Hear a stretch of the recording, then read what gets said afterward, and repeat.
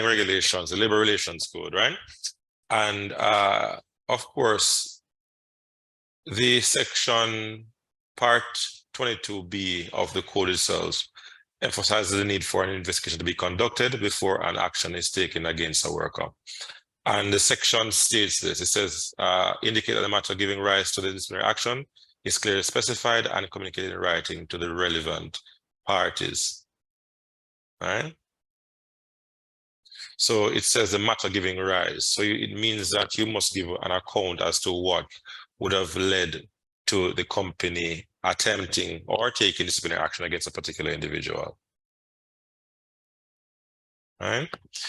And colleagues, if the company intends to enforce discipline, the exchanges between the accused employee and management, it can't just be verbal.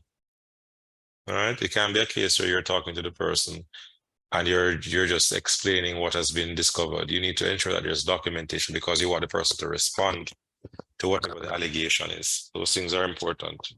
All right. And more so during the investigations, I also implore colleagues that there should be no comment made by management, right, whether verbally or via email, that they want the person to be fired or they want the person dismissed. I had the experience once of being at a hearing where the evidence that the company would have been relying on involves an email thread, right? And a part of that thread were communications between the department manager and the CEO. And for some reason, an email sent by the CEO to the department manager would have stated that they don't care what the outcome is, really. The one thing that matters is that they want the person to be dismissed because they're tired of the person. I don't know why that statement would have been packaged and disseminated to all persons who would have attended the disciplinary hearing. Now, do you think a statement like that now would have then jeopardized the company's case? What do you think about that? And definitely, under those circumstances, you've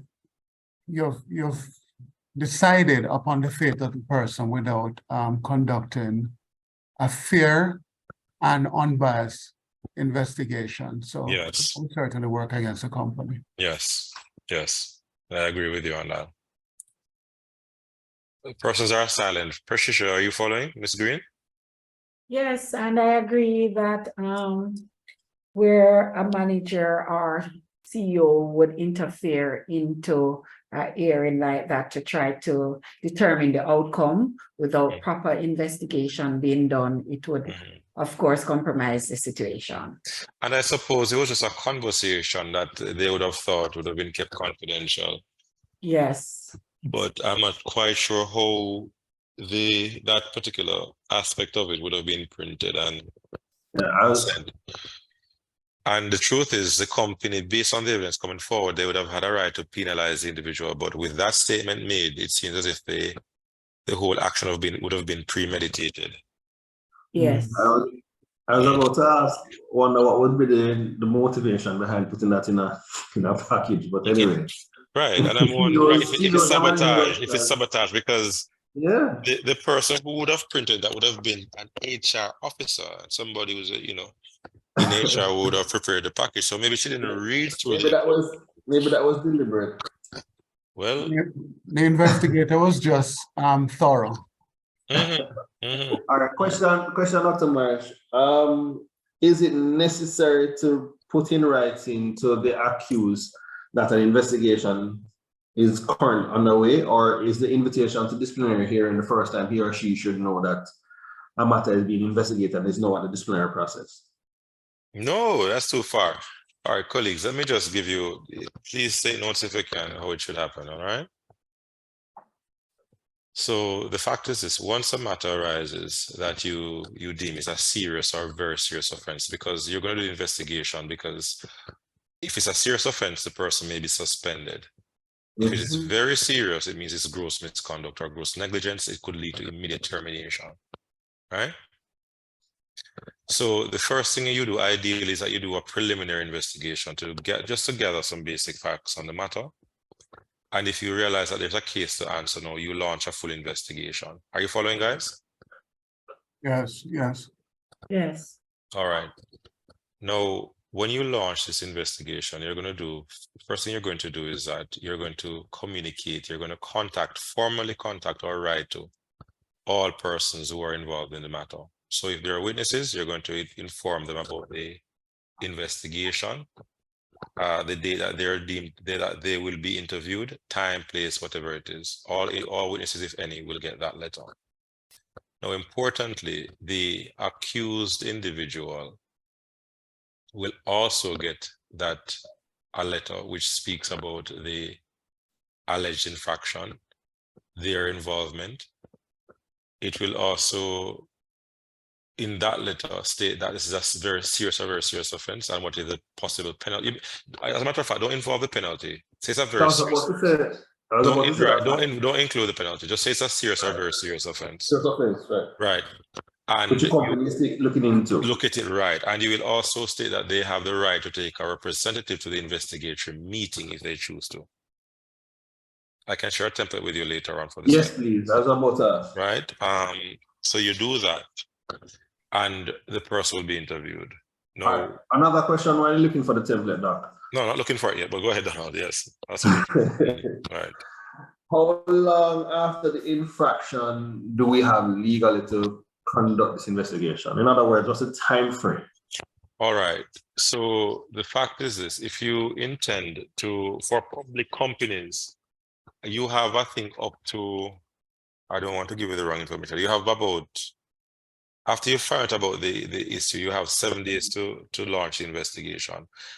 For public entities, there's no time frame really, but usually what you find is that. Excuse me, sir. You mean for private entities, there's no time frame? No, right. For private entities, oh, there's okay, no time frame, right? So what you find happening is that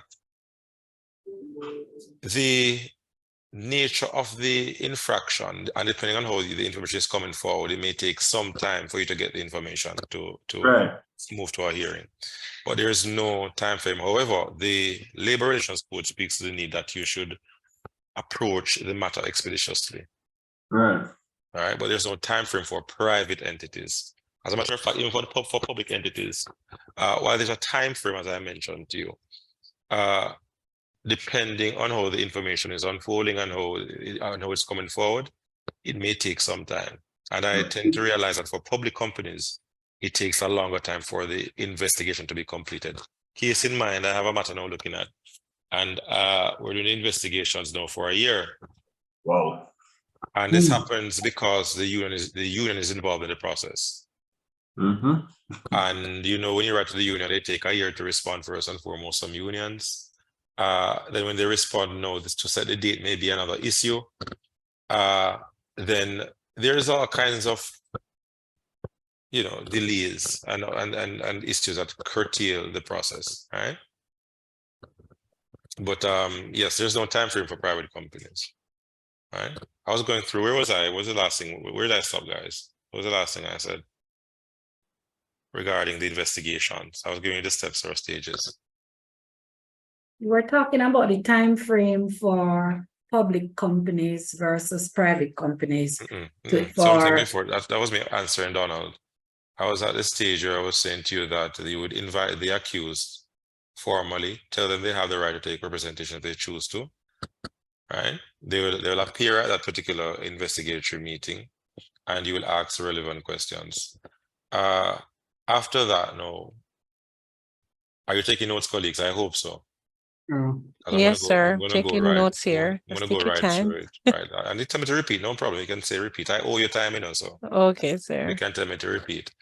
So when you gather that information now, and the investigator gathers the information, it will be looked at by the relevant party, And if there's a cause to discipline now, you will now prepare what we call a charge letter and supply to the accused employee. The accused employee responds to the charge letter if they're guilty or not guilty of the infraction. If they say that they're not guilty, which happens in most cases, then you send the invite to hearing on all. That's where it is. All right. So the critical takeaway from that breakdown was that 1, you always invite the accused.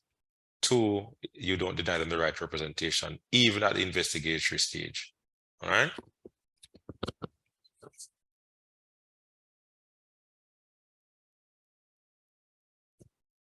Right. Is there anybody from a public company, or you're all private?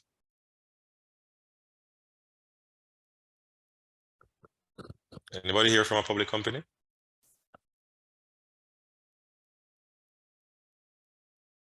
No response? Colleagues, are you hearing me? Yes, Yeah, sir. I can hear you. Oh. Formerly of a public company, but currently with that No, okay, that's why I move past those 2 slides.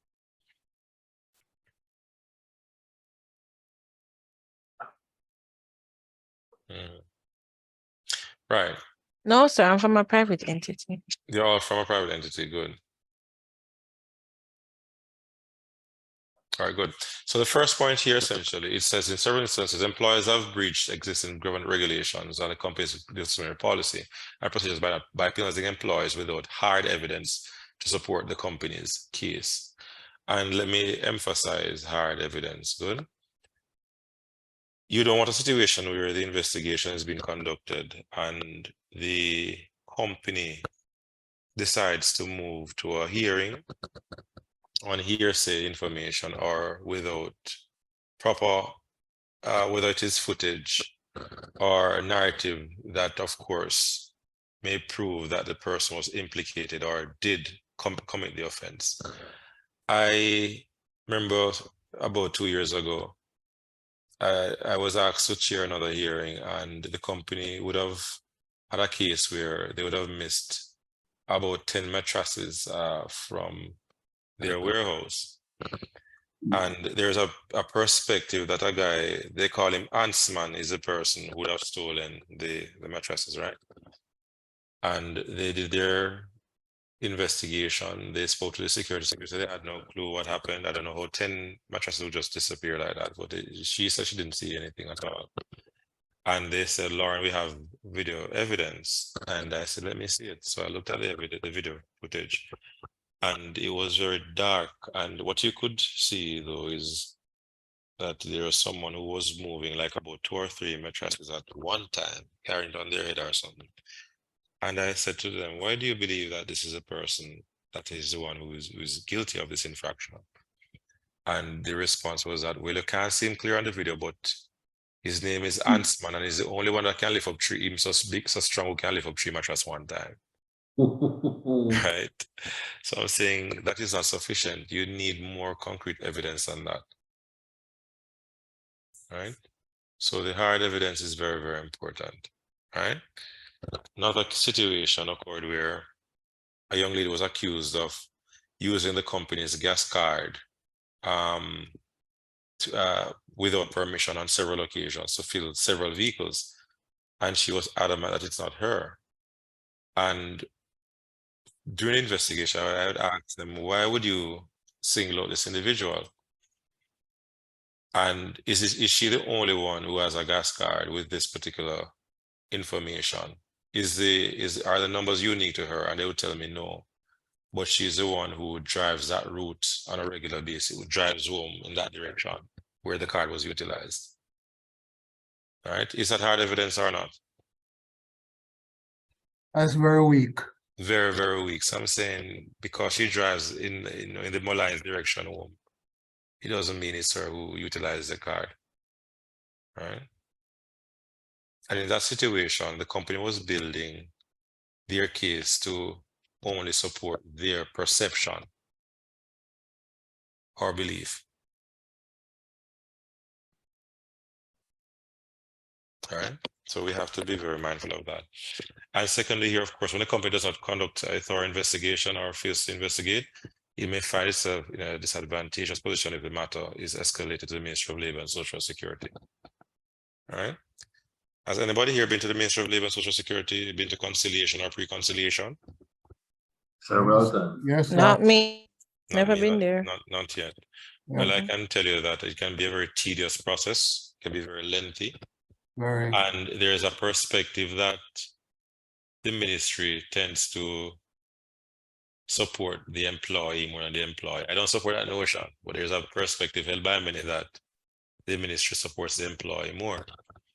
And I would always say to colleagues that this may be the view if you don't follow protocol, if you don't do the right thing. And the investigation process is a critical part of the disciplinary process, often Agreed. overlooked. Right. And I'll always say to persons that, look, colleagues, if you intend, listen carefully, if the company intends to terminate the individual for gross misconduct, gross negligence, whatever it is, please That's all ensure you, articles, please ensure you get a neutral investigator. Mhm. And neutral to the extent where the person does not work for the company.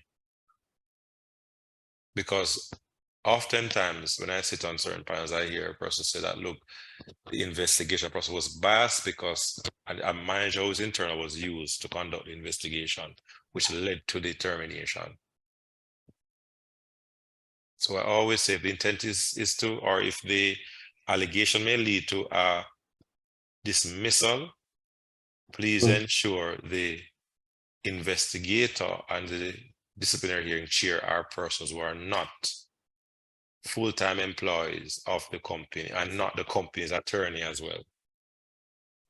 Just to be clear on that. Crystal. Yes, I'm listening.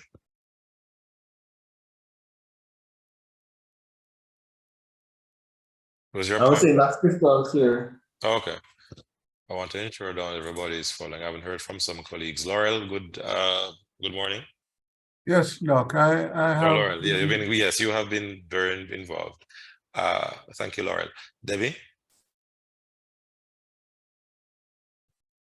Yeah, I certainly agree that it's very important to have somebody be as objective as possible because it really can affect the investigation. So I certainly agree with that. Thank you. And Kemis, is that Kemis Jared? Not hearing from Kemis, she has audio, but okay. All right, not hearing from Kemis. Let me go further. Kim Lee, good morning.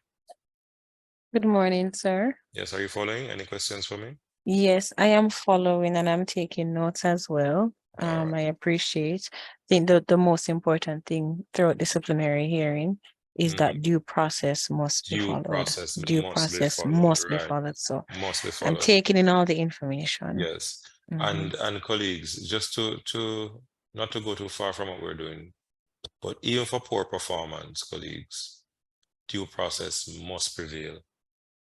If you think the person is not performing, you do what you have to do in terms of coaching, training, whatever it is. You put the person on a PIP for a particular period, and then you move into discipline after the PIP. So due process is something which I endorse fully. Let me ask, I'm seeing R. Smith. R. Smith? Yes, that's Roxanne Smith. I'm following. Roxanne, I think I should rename you. All right. Any questions for me, Roxanne? No, not right now.